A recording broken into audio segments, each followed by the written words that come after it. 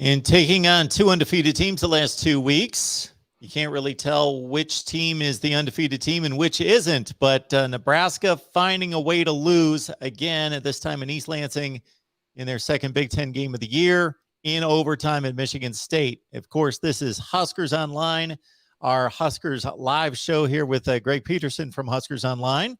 Join him there. And, of course, we invite you to bring your comments, your questions, your debate topics as we talk Nebraska football for the next hour. Hey, Greg. How you doing, Mark? That's the guy from Husker Online. There he is. Yes, right me. There. Was I here? Was I not here? I don't know. No. You are here. You are here, and it's a good thing you're here. Hey, I don't know. We're just been enjoying those lazy fall days, those mellow fall days of 95 degrees here in Lincoln, Nebraska today. So, yeah, loving life.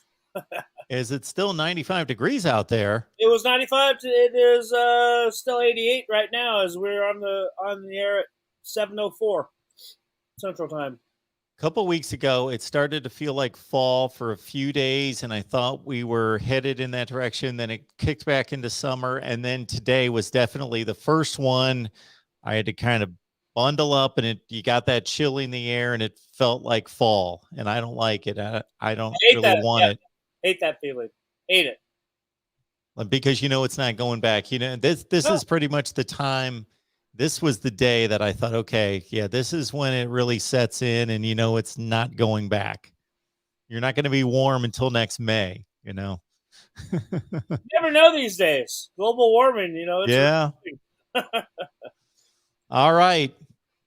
This Nebraska defense was certainly hot, especially in the second half. The offense didn't necessarily chip in. It was the same old story, Greg.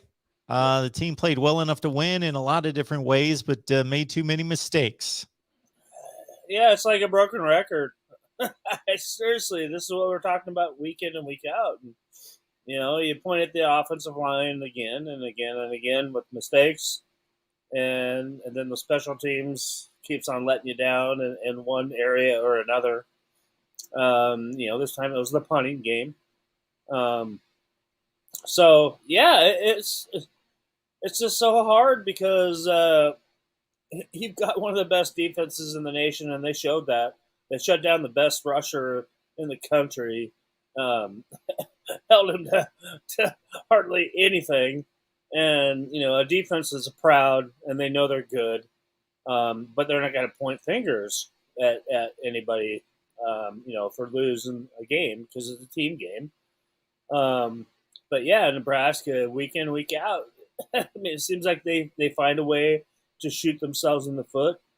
And once again, we saw it happen here at Michigan State.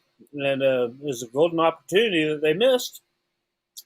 And now, you go into, you're 2-3 now, and you're playing Northwestern, who's 2-2, and another night game. And, you got Nebraska, Northwestern, and holy cow, I mean, what can you say but expect the unexpected when Nebraska and Northwestern get together? So who knows what's going to happen moving forward? But we talked to Coach Mike Dawson today, the special teams coordinator, and then Sean Beckton as well, who helps out there with the returners, and they're upset, and the guys know, everybody that's on that. The punters, everybody that let the team down, they all know it. They know what they need to do, and it sucks because I think we say this week in and week out with problems going on there, and then you have to address the offensive line as well with the problems that are going on there as well, and yeah, it's just hard to say because you have a top notch, you have one of the better defensive units really out there in the country. And it's hard when you're wasting something like that. And, it's funny that, a couple of years ago we were talking about, hey, you need to start, this offense needs to start outscoring teams, 38 to 31 or something like that. And no, I think things have changed in the Big Ten that we're, 30 to 20 games are going to be the norm a lot. And, the formula to win games in the Big Ten is play top-notch defense and run the ball and don't make mistakes and turn the ball over. And, Nebraska is failing at one of those, one and a half maybe of those categories right now. This defense gave up no first downs in the second half. None, yeah. And gave up only 252 yards of total offense. And so about 20, some of that came in overtime. So in regulation, gave up about 230 yards of total offense, which is minuscule. Nebraska dominated time of possession, dominated yards on offense, and still come away with a loss. And, you got guys on that defense playing out of their minds.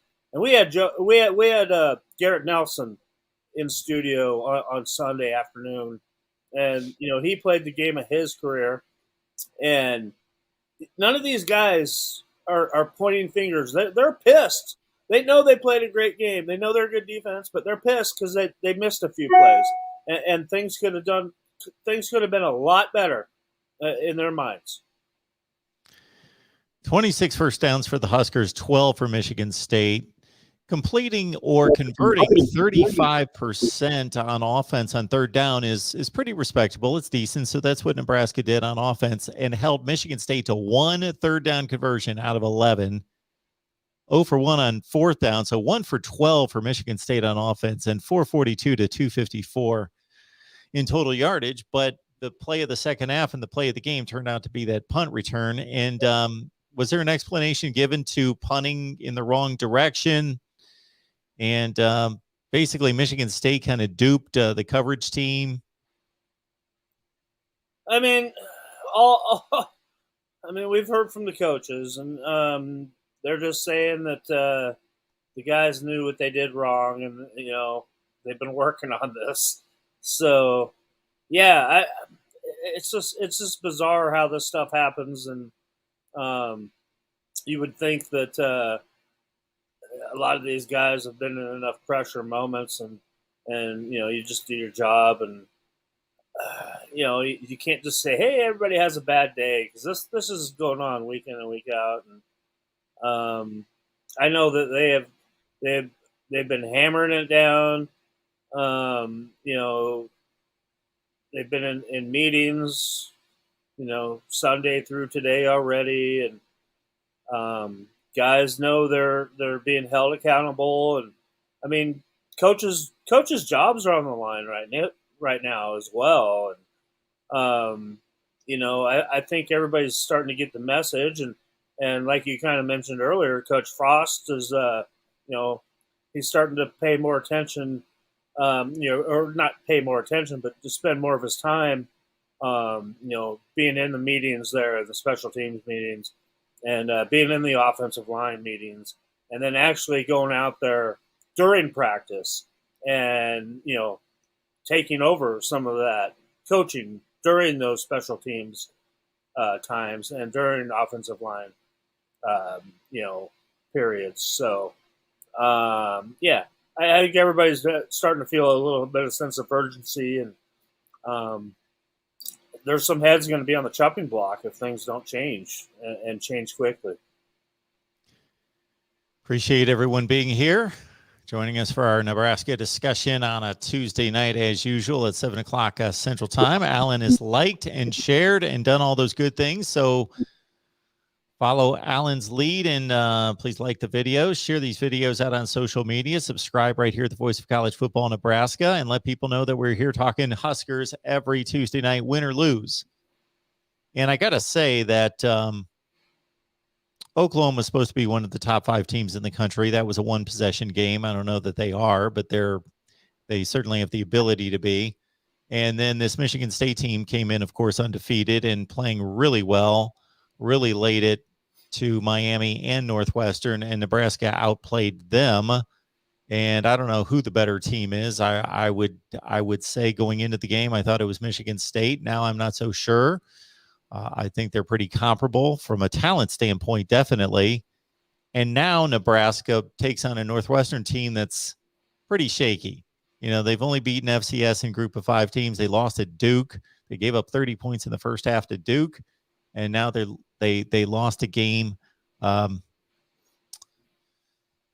losing it against Michigan State was their other loss, Yep. of course, by 3 touchdowns. So if Nebraska doesn't win at home against Northwestern, and I know what you think of this series and that strange things happen, but they're better than Northwestern. I think I got a pretty good gauge on that through 4 or 5 games that they should win this game.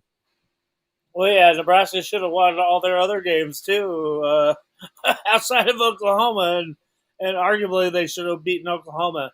And I tell you right now, when you talk to the Nebraska players, they think they should be a 5-0 team right now. And barring some stupid things, self-inflicted errors, they could easily be a 5-0 team right now. Northwestern, okay, yeah, they're down year. There's not another team in college football that was decimated by the transfer portal and graduation, and so Pat Fitzgerald's had to put that unit together with duct tape pretty much. But then you see Pat Fitzgerald actually go on, during his press conference yesterday, talk about, Nebraska's defense and praising them so much. And, because he's the master of that. He's trying to get in your head, thinking that, they don't have a chance. But I guarantee you Northwestern's going to come in here and put up the battle of their lives. They always do. That's the way this series has happened. Is they've played each other 10 years now since Nebraska joined the Big Ten, and this game is always one of the best games to watch year in and year out. So you think Nebraska might be overlooking Northwestern because you got Michigan coming in here into town next weekend for another night game, 3 night games in a row for Nebraska. I think this team is pumped up right now and ready to crack some heads. And, like I said, don't be surprised. What's that?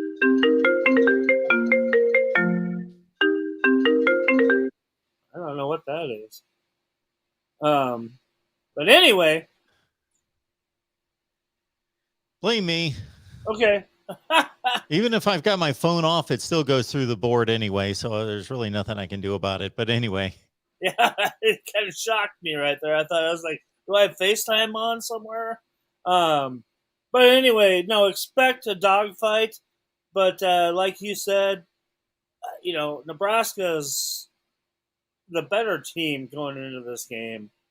And I think if all things click, you could actually see Nebraska finally, kind of break out of their shell and become that team that a lot of Husker fans have been waiting to see. But like I said, who knows? I mean, this game's always a toss-up, and Pat Fitzgerald is kind of a master of manipulation. And if there's any coach in the nation that knows how to get his team up for a game, it's Pat Fitzgerald. True. He has never had the most talented team in the division, but he's won the division 2 out of the last 3 years. He most likely won't do that this year, but never count that guy out. Samuel Buddha, Mark and Greg, 2 a.m., played his keister off. Large heart displayed at the end, and I know Scott Frost made the comment that Adrian Martinez is playing at a elite level. I don't know that I would go that far, but I get the point. Well, I mean, if you really see Adrian, if you watch him closely, I mean, because Coach Frost, I'll quote him here, saying that he's the most athletic quarterback in the nation. And I won't go that far, but, I think he's pretty close to that. Because Adrian Martinez can make plays.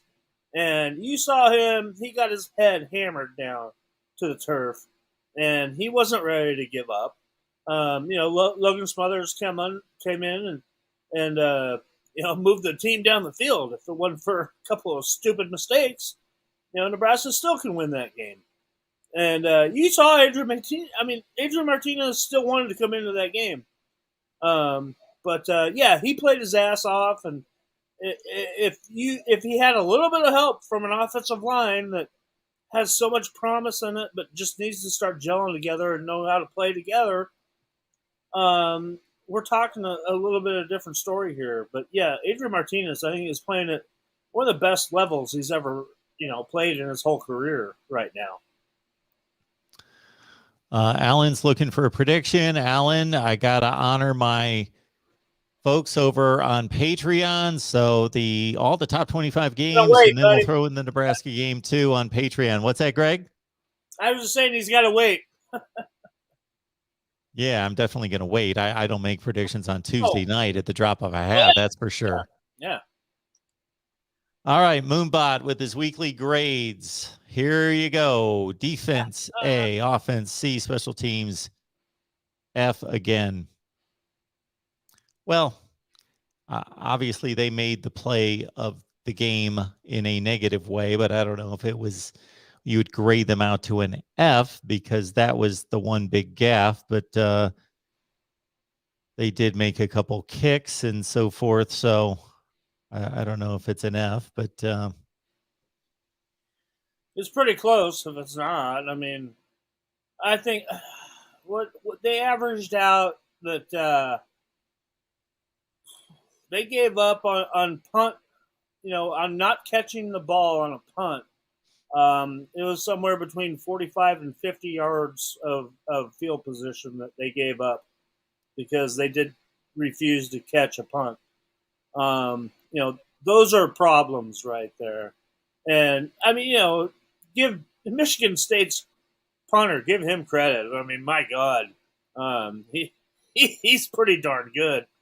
But, I don't know why you were scared to just grab the ball and then you give up that bad punt return that kind of breaks your back. And yeah, I mean, special teams, I mean, I don't see anything really good. I mean, okay, maybe you made your field goals for a change, but you should not be being graded down there in that F category or C minus category, in my opinion, because there's three aspects of winning football. It's offense, defense, and special teams. And right now, Nebraska's failing on special teams with a big fat F right now through 5 games of the season.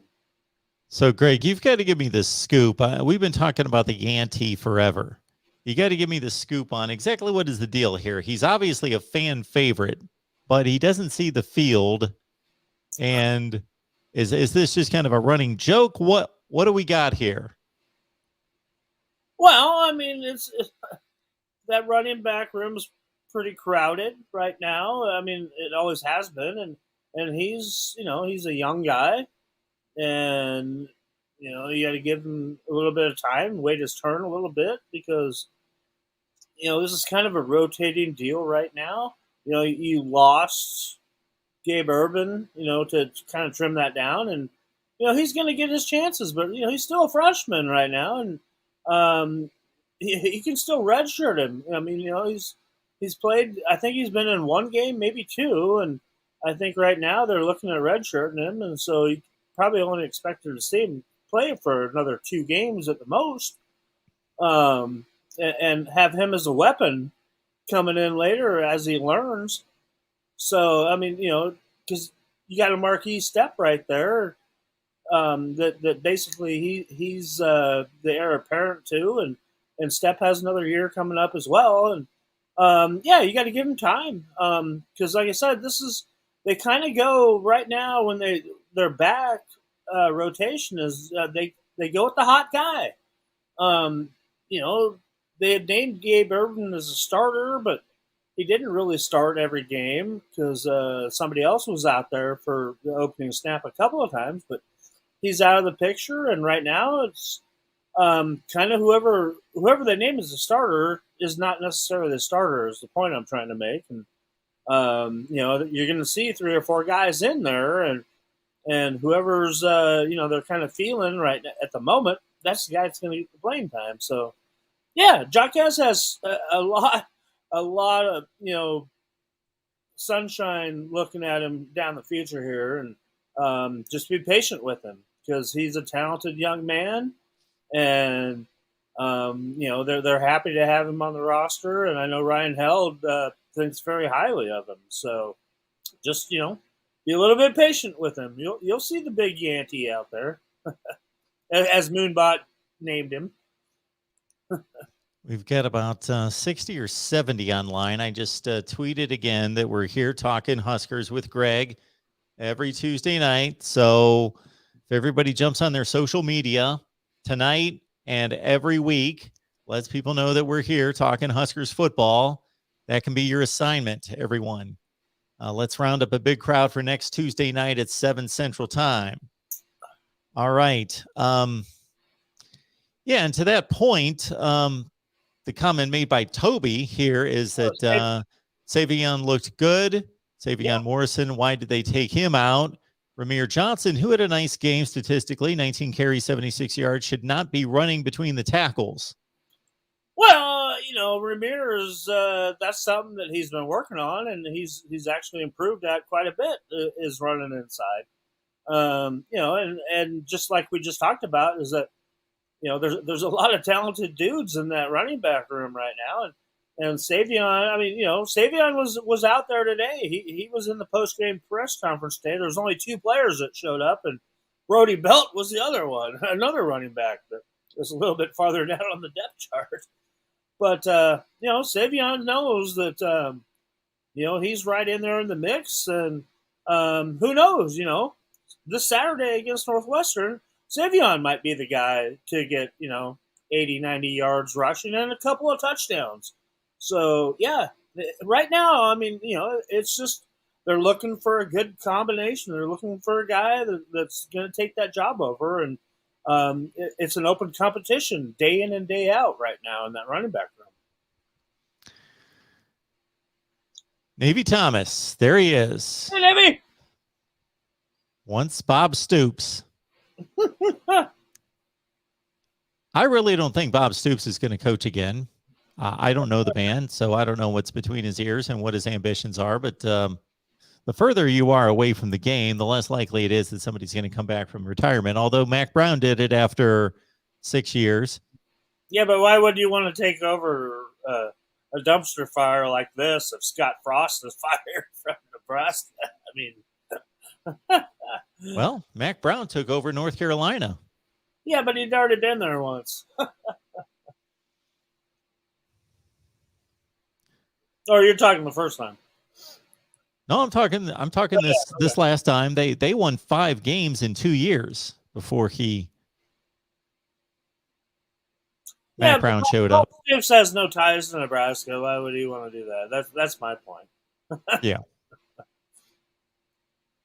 Yeah, and it's also been stated in here a number of times that, and I have no idea. If you fire Scott Frost, who wants to take this job? If Scott Frost can get fired, seriously, it's a silly question.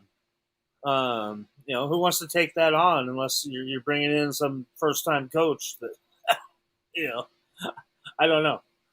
Well, let me make this question. And I make it as half comment, half question, because I about half believe it to be true, and the other half of me is asking the question. Is this the toughest job in America? God, it's darn close to it. If I don't dare me to name one that's tougher, seriously, right now. I can't think of one. Really, I can't. USC might be tough right now. Whoops, we lost Mark here, so I'll keep on talking. But, yeah, I don't know. I do not know if I could think of another tougher job right now of an embattled program, besides one right now in turmoil is USA. I mean, because it looks like Florida State's gotten the ship righted a little bit. Tennessee looks like they're back on track a little bit. I don't know. Yeah, this might be the toughest job in America right now.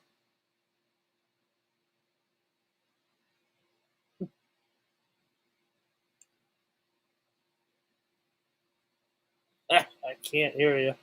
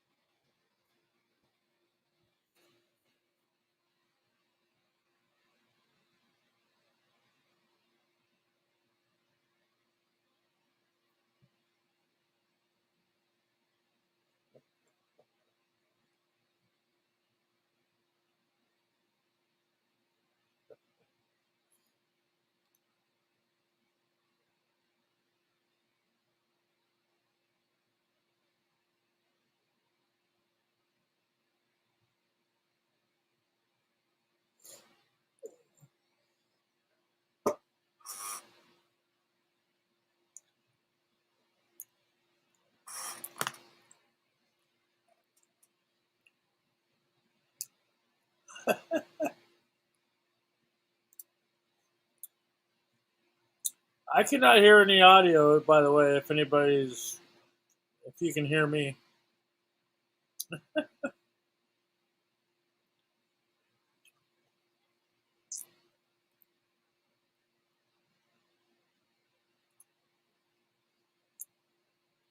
Is Oh, that there better? you go.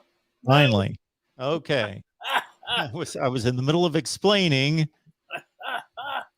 None of that story was heard. I was in the middle of explaining Did anybody hear that me? what happened here was that it reminded me of being at TV master control rooms where you never in a million years would think if you tossed a pen to somebody that you would land it right on the button that would punch a source to air or take you off the air or anything like that. So what happened was my earpiece was sitting on the chair under me, and it was getting tangled up, so I just pulled it out and I just dropped it on the floor, and it landed perfectly on my power strip off on button and knocked me off. That's what happened the first time when I went to color bars.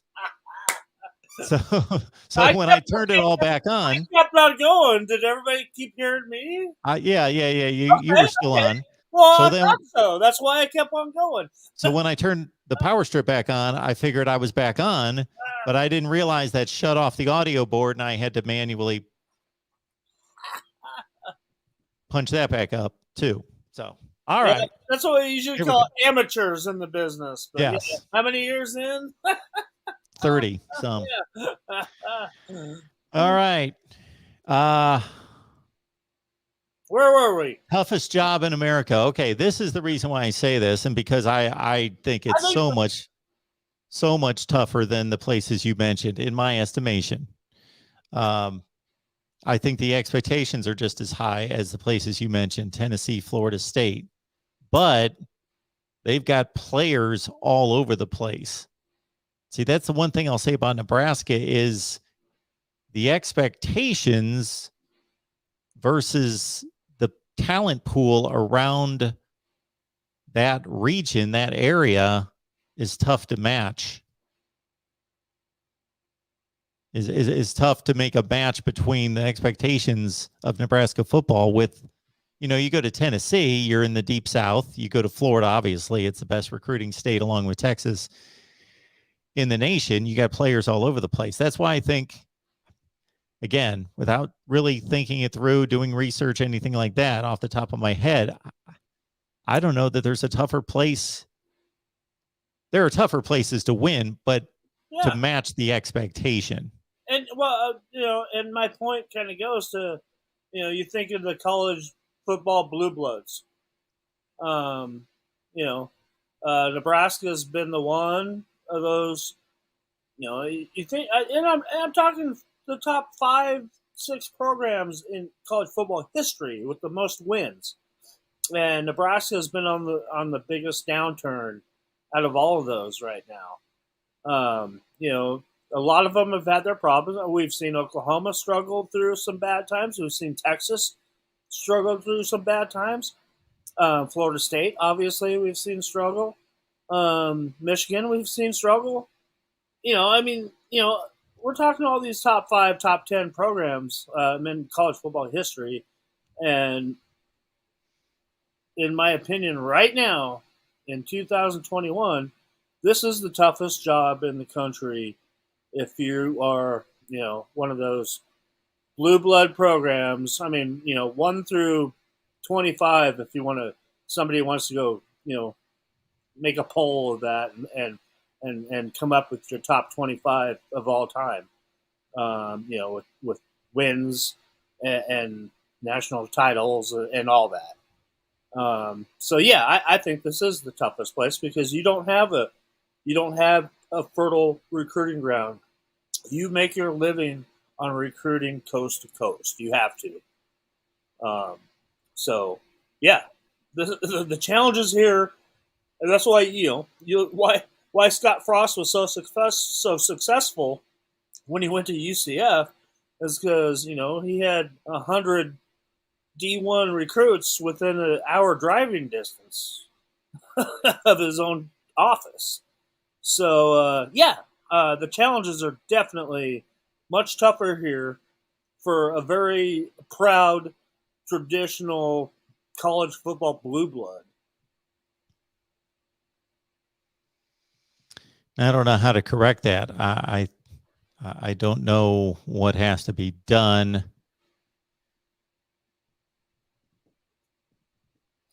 Because I don't know I don't know what the difference is in recruiting today versus recruiting 20 years ago when they were getting those players, or maybe they just developed better. Completely changed. The recruiting game's completely changed since then. Yeah, it's night and day. It really is. Because 20 years ago, you weren't talking about recruiting. You weren't talking about recruiting services like Rivals.com, sure, or 24/7. Or On3, which is a new outlet that just started. Hell, when I got hired in this business from Rivals.com, I didn't care about recruiting. I hadn't even heard about Rivals.com. I mean, they were a fledgling company, but you know what? I was a college football fan, and I was passionate about college football, and I was just so happened to have a broadcasting degree and was good with the camera. And that's basically why I got hired at Rivals in the first place. And that's when I learned about recruiting. So, yeah, you never, Tom Osborne, recruiting never came up in those areas. You just kind of, it was something that you just lived with that, oh, yeah, you're Nebraska, you're going to get whoever you want to get. And, a lot of those teams, I mean, most, Nebraska teams are always built on, a lot of guys that are from the state of Nebraska, big, burly, hardworking, blue-collar guys. And then you add all these skill position guys from other parts of the country. So it's very challenging to build a team like that these days when you're competing against, and you got kids from the South that don't want to go very far away from home anymore. I mean, there's so many factors that go into it. And, because now everybody's on TV now.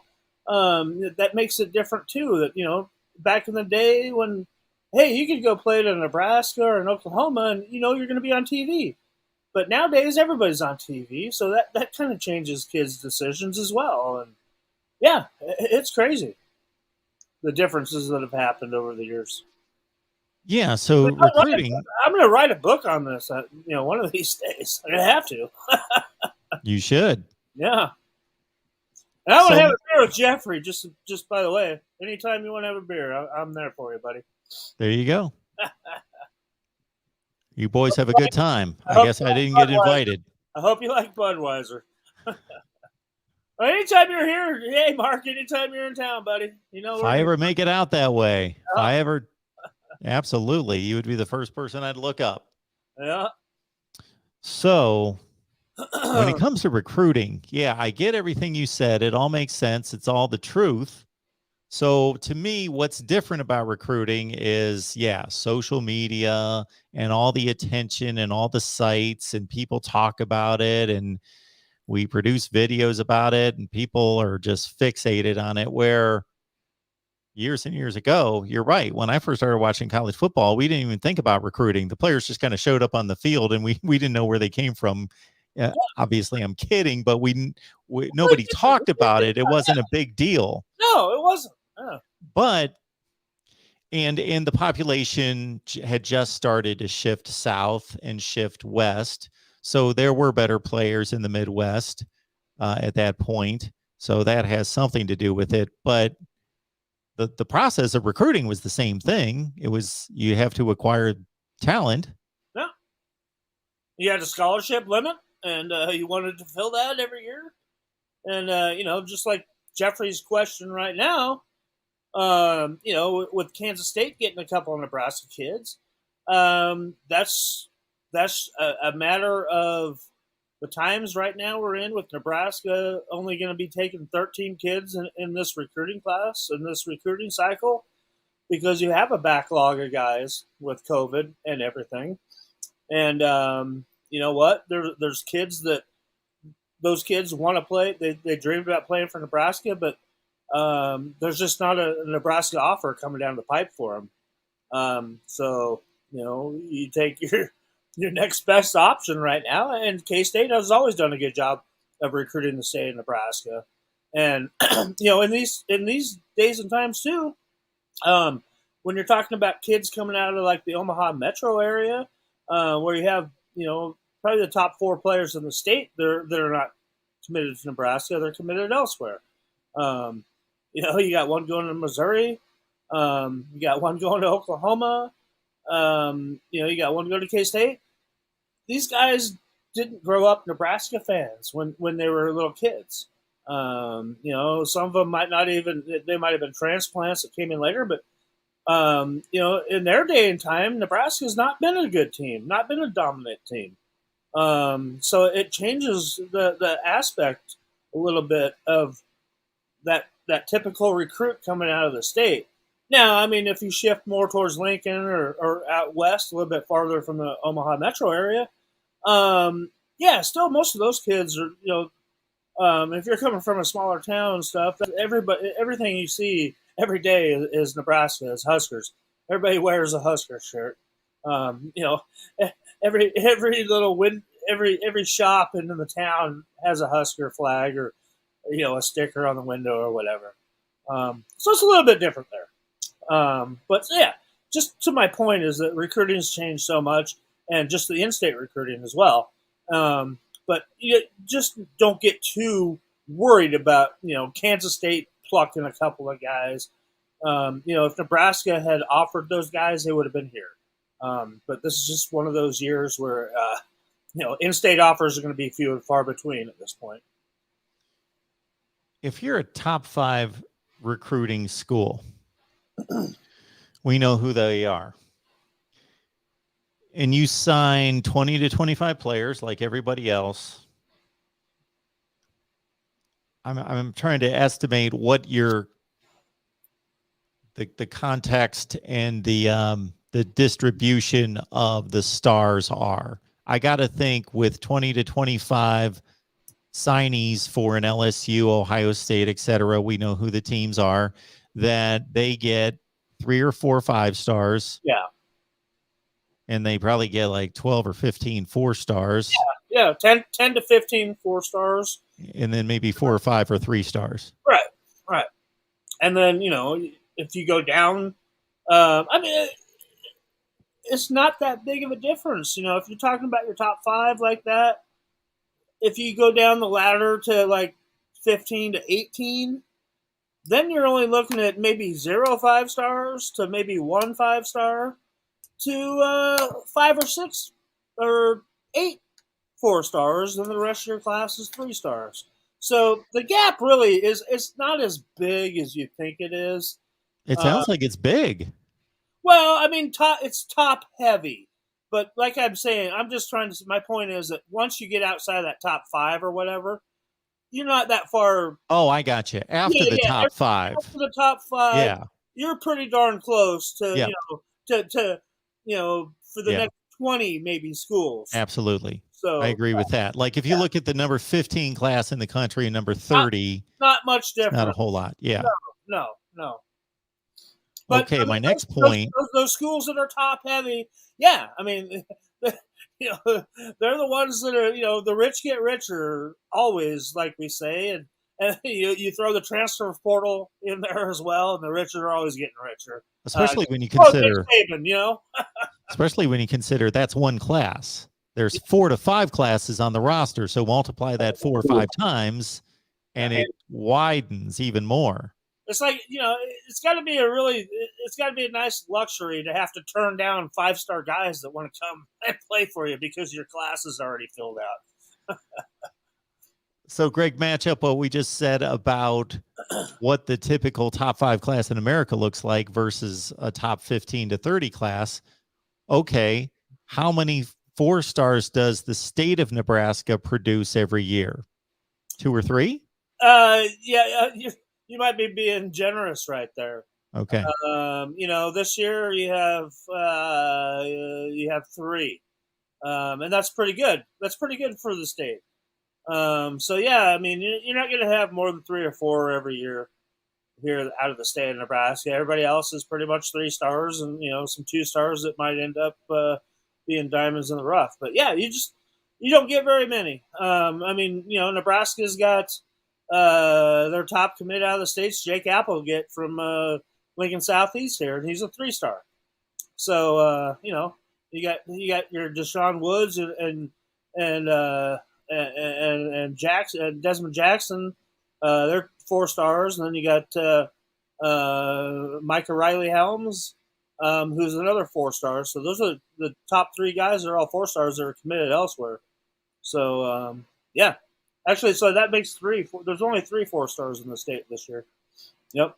So I would say to the typical Nebraska fan, I would say, okay, for a second, forget about going back to the 90s. Forget about winning national championships. Not that I don't want to crush your dreams, but let's start with this, because that's going to be a huge leap to compete with those schools year in, year out. But it's not unreasonable to think that Nebraska can't be Wisconsin or Iowa. And they're finishing in the top 15 in the country most years. They're in that range, especially Wisconsin. And they have the talent issue that Nebraska has, basically the same thing, right? Yeah. There's nothing different. I mean, you're basically recruiting the same guys. Same guys. It's just how you've developed it, and you know what I mean. Iowa and Wisconsin have been doing the same thing for a long time. And you're forgetting that Scott Frost is only in his 4th year here. With the philosophy that he came in here trying to turn this team into a high flying, high scoring team, that's not the case. That's not how you win ball games in the Big Ten. And so now you're just now finally starting to build your team to win games in the Big Ten. And you see right now that the defense is a little bit more ahead of the offense, and you got a ton of young guys on both sides of this ball right now. So as soon as these guys learn to play together, it's going to be a lot different than what we've been seeing here since Scott Frost took over this program. Because I mentioned it last week, and I saw a lot of people quote that on Twitter and everything, that this is the best built football team that I've ever seen to compete in the Big Ten Conference that I've ever seen since we've joined the Big Ten Conference. And, like I just said, the defense is a little bit ahead of the offense right now. And, Eric Schneider has these guys playing at a top-notch level. And, watch out any offense that's going to have to play Nebraska the rest of the year. So from a strength and conditioning standpoint, this team is better than the team that was the first team to play in the Big Ten that went to the championship game. Well, I said under Scott Frost. Okay. I got you. Yeah. Okay. I'll go back to Mike Riley as well. I mean, I'll throw his teams in there as well.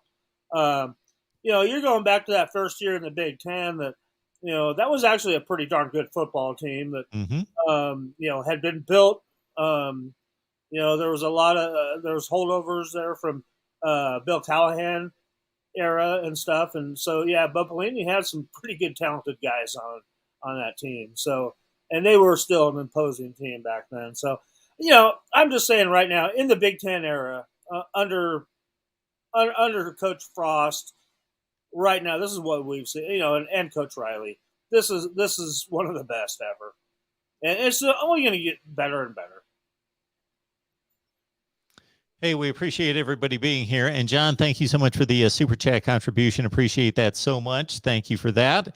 Would also like to remind everyone out there that if you got a connection to a potential sponsor, a business out there that could benefit from sponsoring here at the Voice of College Football anywhere on any of the channels, but specifically here on the Nebraska channel, then hit me up at MarkRogersTV at Gmail, MarkRogersTV at Gmail, because we would love to do this as long as possible and be here for all of you on Tuesday nights. So again, John, thank you for that. He says, thank you for your time tonight, guys. GBR. Yeah, thanks, John. We appreciate that.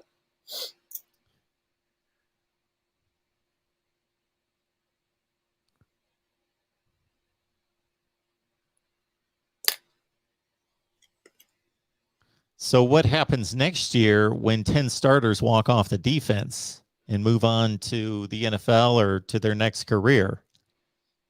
10? Man, there's no 10 starters that are going away. They're not going to lose 10 starters off this defense? No.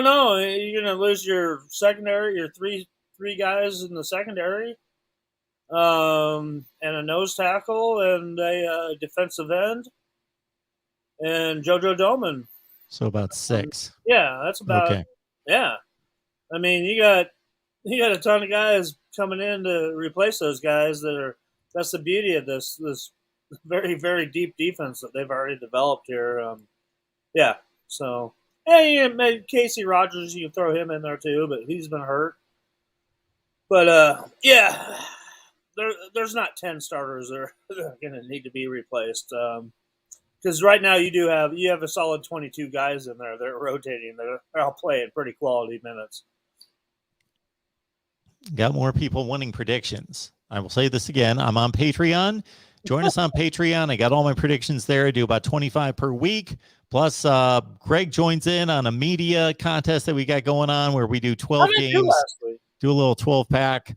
I don't know. I haven't added those up yet. So we do a 12-pack with 20 media members every week where we pick them straight up and against the spread. And then I do more games than that, and I release those on Patreon. So I gotta honor those folks. I can't give away my picks here. I was just excited when I was filling mine out last week that I saw that I'd climbed up to 19 and 18. Get a good week. Let's see what happened. Oh, it's not updated yet. No, I haven't touched them. I'm pretty busy. I don't know if I'll get to that even tomorrow. Well, I got to get them out to everyone, so I better get to it. I know I went 11 and 9. No, I went 12 and 9, but that wasn't those 12. So I don't know what I did in those 12 against the spread. But yeah, if anybody goes after, don't follow my picks. I mean, don't get mad if you.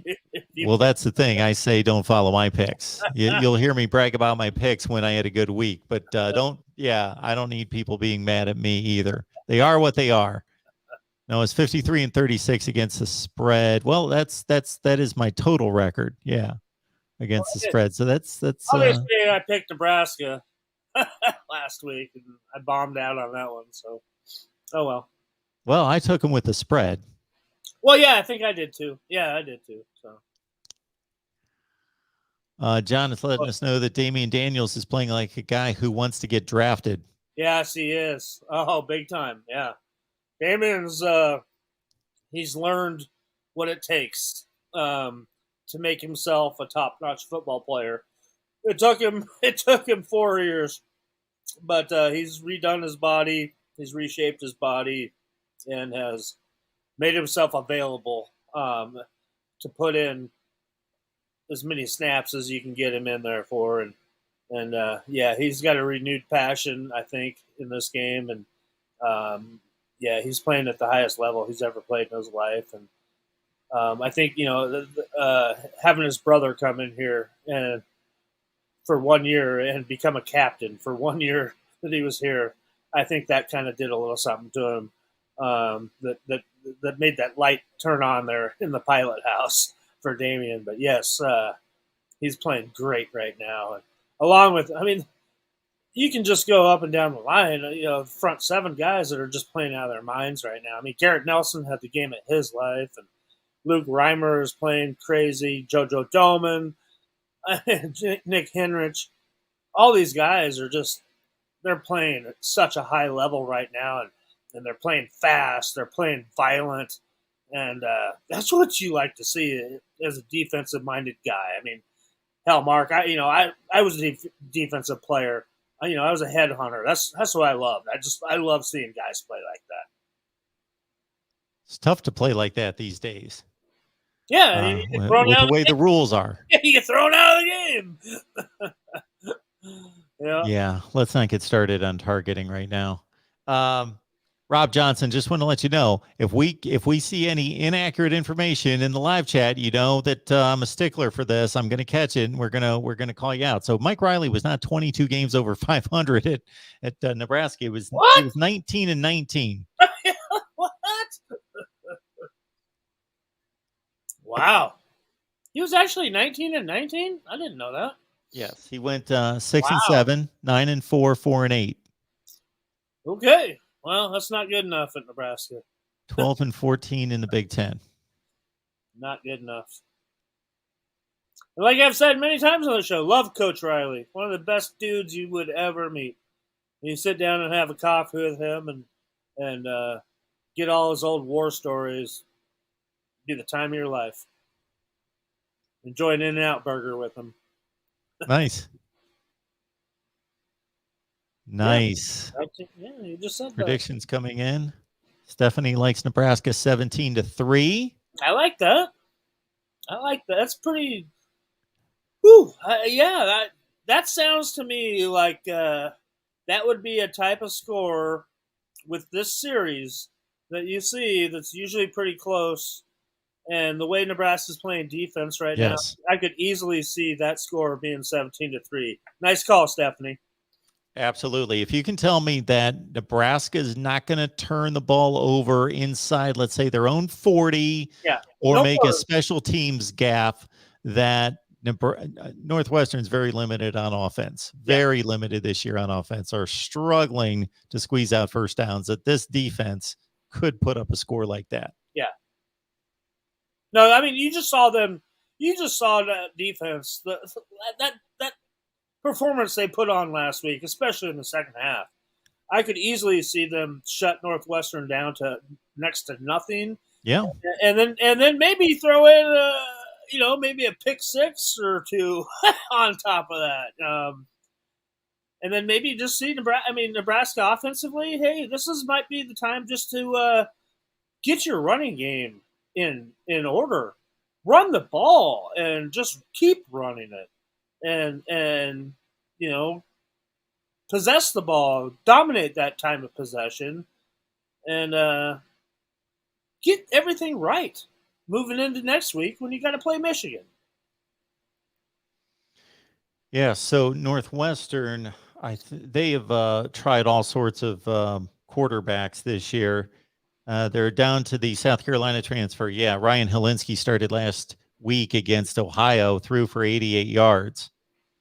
The Fighting Frankies. Yeah, they were playing the Bobcats last week. Yes. And they decided to run it down their throats, which makes sense. They ran for 373 yards. They can't do that against Nebraska, of course. And they threw for 88. Ryan Hilinski's the latest quarterback. He started at South Carolina, so he's originally out at Washington State. Decent player, decent quarterback. But before that, they had Hunter Johnson, the former 5-star that just continues not to work out there. And then they brought in, I can't think of the second guy, who was very lightly recruited, but he actually did some nice things. I think he got hurt. They had to come back. One of the scores that shocked me a few weeks ago, they were down to Duke 30-7 at halftime. Then they made it a run in the second half, and they almost pulled it out. But not a vintage Northwestern team this year. No. now. Mustrick showed up.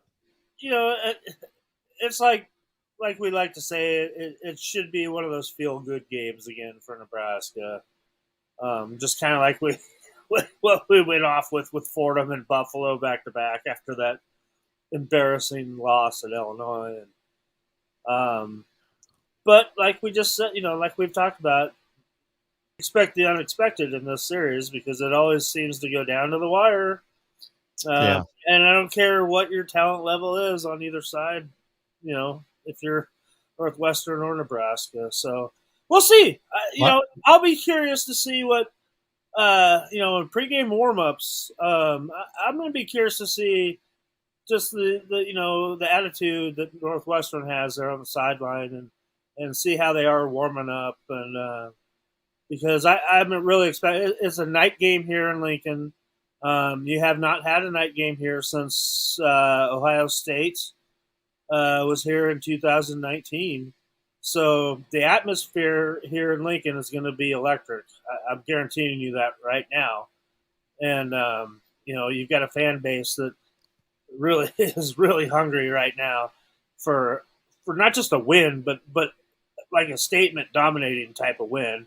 Because like I just mentioned, you got Michigan coming in here next week for another night game here at Memorial Stadium. And, I saw somebody out there saying that we should get you tickets to come here and see the Sea of Red, but it's something special to see a night game here at Memorial Stadium in Lincoln. You have goosebumps the whole time, and you probably wouldn't sit down the whole game either. The money is coming in on the Huskers. They opened as an 8-point favorite. It's up to 11.5. I'm not surprised. I mean, like we always say, Vegas is pretty smart about this stuff anyway. And you got to look at, like we just talked about, that Nebraska's got a pretty suffocating defense right now. And unless Nebraska's not giving away points, on special teams and stuff, I think you look at Nebraska to be like we just talked about with Jennifer's pick, about 17-3. I think easily Nebraska 14 points or more in my book right now, and we'll see what happens. By Saturday it might be up to like 14. Well, I will say that I expect Nebraska to win. I believe that they have substantially a better team, but I will say that I would not be surprised. Because we see it all over the place every week. No, if you're a logical human being, no, you would not be surprised if Northwestern walks out of Lincoln with a win. You would be stupid. Yeah, we've both seen way too much college football to be surprised. Yeah. Mustrick here. This may finish us off for the night. Asking this question. Good to see you, Mustrick. How do you have 3 freshmen starting on the offensive line in year 4? Nebraska is development program. I remember kids would wait until their junior year to play. That's when we were good. It's all about talent that you recruited. Yeah. I mean, you've got right now, you've got 2 of those guys that are labeled freshmen that are, bottom line, 2 of the highest rated recruits in Nebraska history on the offensive line with Turner Corcoran and Bryce Benhart. And Benhart's been struggling a little bit, and I wouldn't be surprised if they might make a change there. And then you got Teddy Prohaska, who's a true freshman, who's another 6'9" monster, and he's been playing his butt off lately. And they're trying to hold him to 4 games and redshirt him, but they might not be able to do that. Yeah, you've got a very young offensive line, but that's because they're very talented and highly ranked kids that come in here. And you're talking about some very, very large human beings, which goes into what we've been talking about. The way I think that this Nebraska team's built for the Big Ten is because you do have these massive guys. And, as soon as they learn how to play together a little bit more, you got a special group of dudes, so that's why. And the other guys they're backing them up and stuff are not very old either. So you've got a ton of very, very young guys on this offensive line. So don't be surprised if you see Brock Bando in there this weekend, who's back now, who's been hurt. So they've got a lot of options there, and it's a work in progress right now until they can find some consistency there that stops making some stupid penalty mistakes with penalties and stuff. So that's why he got a bunch of young guys starting. Rob, unless I'm missing something here, I have absolutely no idea what you're talking about. I just posted your comment about Riley being 22 games over 500. And now you're saying that, come on, Mark, I'm calling you out. Riley was not above 500 from game 16 to game 37. Come on. I don't know what that means. Mike Riley was 19-19. That's the bottom line. I don't know what that means. I don't know what that statement means. Things didn't work out with Coach Riley. That's all we have to say. God bless him.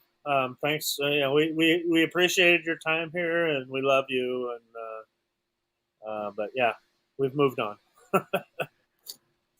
All right. Every Tuesday night, everyone, 8 o'clock Eastern, 7 o'clock Central. Be here, please, and bring your friends. We topped out around 100 or so. 110 here on the chat. We can do much better than that. Please bring your Nebraska friends in particular. But hey, we've got all sorts of college football fans here represented in the chat. So if you love college football, join in a fun time of discussion and debate and arguing over Mike Riley's record, which we can find on Google. And I will, before we sign off too, I do have we didn't get asked, but I do have a couple of injury updates so that yes, people in on. Oliver Martin is back at practice, so he looks like he should be good to go. As that starting slot receiver that they haven't had all year. So that should help out the offensive side of the ball with weapons. Casey Rogers, defensive end, he should be good to go as well. And then everybody is always wanting to know what about Thomas Fidoni, who's been out for the year. And we talked with Coach Beckton today, and he is not yet cleared for football activity, but is super, super close. He has been out there in meetings all the time, and he's been doing individual workouts. So expect for Thomas Fidoni to get back in the action here and, play a good 4 games here this year and take his red shirt. So there you go. Very nice. Nebraska Northwestern under the lights, Memorial Stadium, Lincoln, coming up on Saturday, looking for the first Big Ten win of 2021. Should be all fun. Right, Greg. Should be fun. I'm looking forward to it. We'll do it all again next week. Absolutely. And I'll be watching. Maybe I'll pick you out on the sideline. Yeah, I'm always there. Okay. Look for me in the end zone. All right, everyone. See you back here next Tuesday. Enjoy the game.